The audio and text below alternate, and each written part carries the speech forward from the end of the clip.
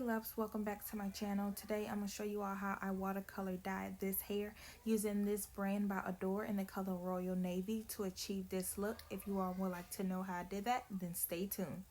It's okay if you hate me, 'cause I'm only trying to think about you, baby. Okay, so I've taken the hair out of the pack so we can go ahead on and start our process to washing. Here I have my comb and my brush, my conditioner by Tresemme, the Keritan Smooth, and then also the Aussie shampoo, the Aussome volume, and I'll be using that to wash the hair just so we can wash the product off of the hair that was on there when you bought it over the counter.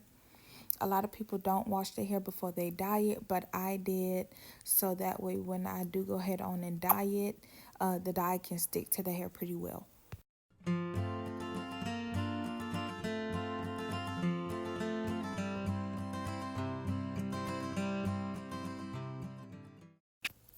So now I am just washing the shampoo off of the hair, trying to clean it really well, making sure there's no more soap on it, because we don't want the hair to get messed up when we go ahead and dye it.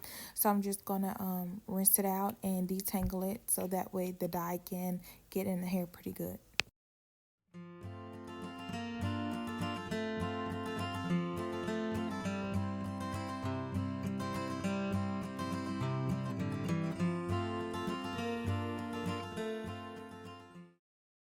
Okay, so I've detangled it and I laid it out so it can air dry overnight.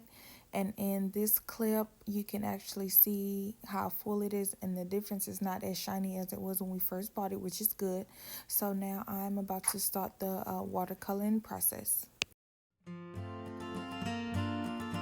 so I actually decided to go ahead with the plastic bowl, and I don't know if y'all can see the steam coming out of here or not, but this is pretty hot.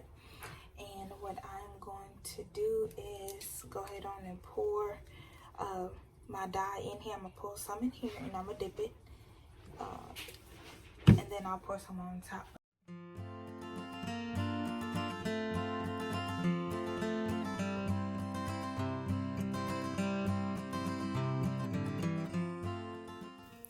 I have seen several videos on YouTube with the watercolor dye process, and majority of everybody have said to use hot water. You can boil it or you can use it fresh out the faucet.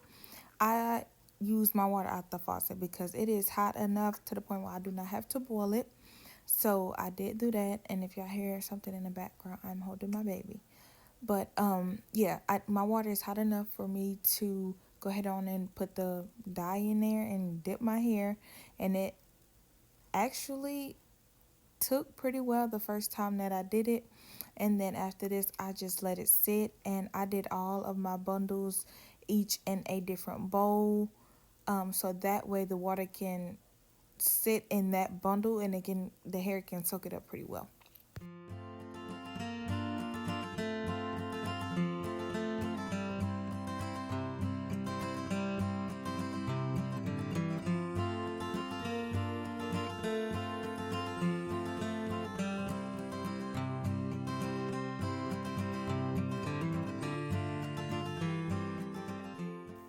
Child, y'all about to see me try to get all of this dye up out this bottle, honey. It is a lot of dye in there, and a lot of people just throw the bottle away. It is what it is, but me, I like to get every last drop of everything. So I'm going ahead with my second bundle, and if y'all want to use gloves, please use gloves. Look at my fingers. They are blue and purple or whatever color you want to call it. I did not mind because I was actually going to the nail shop the next day. So I did these nails myself, and it was already on for about almost 3 weeks. So it was time for them to come off anyway, so I didn't really too much care about it. But y'all also see me put some dye over the bundle of the hair as well. I bought a total of 4 bottles of dye. So yeah, I have some to waste.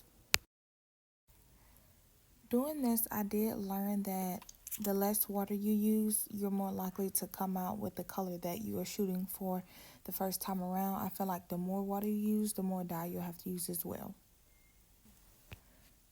Now I'm just going to wash the hair using cold water We don't want to use hot water because you don't want to rinse off any of the dye that you want on the hair. Here you see me using shampoo. Now, a lot of people say don't use shampoo, you're going to wash off the dye. I know that the dye was going to come out.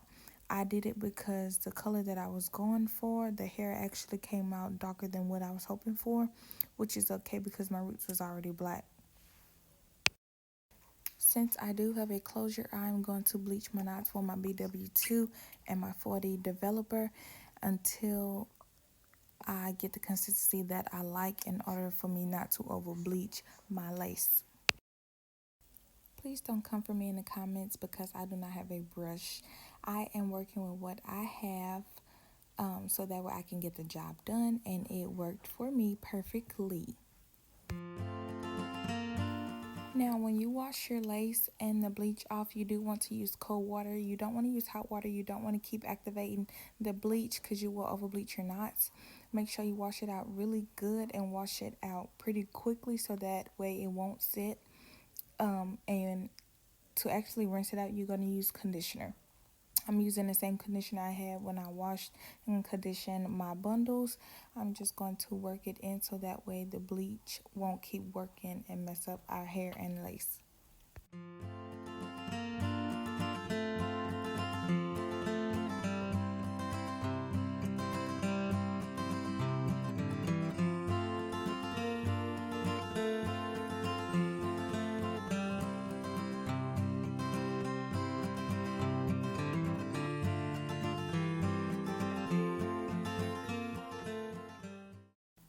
I thought I would have over bleached my knots. I was just so afraid that I would, but I put it up to my arm to see how well it matches my skin tone, and I think I did pretty good.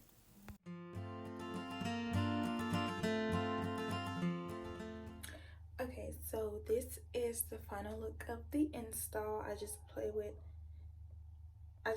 it a little bit, curled it, and I put on a little bit of concealer on my face so I can just kind of get a feel of it. I love it. I love the blue. I love the color. And it is a closure. I still have to play with the closure, but this is the look. I curled it just a little bit, bumped it just a little bit more, and then let me see if I can show y'all the back. Let's see. This is the back. I haven't played with the back really too much, but as y'all can see, this right here needs a little more. There we go. It's a lot shorter in the back than what I originally wanted. I wanted it to be at least a little bit past the collar of this shirt, but yeah, but that is it, you all. That is the look for this hair. And again, this hair was by Bare and Natural in the color TT27, I believe, and I just dyed it a blue black and then royal navy. So yeah, that is the color, and if you guys like it, and then in the comments just let me know what y'all think. Bye.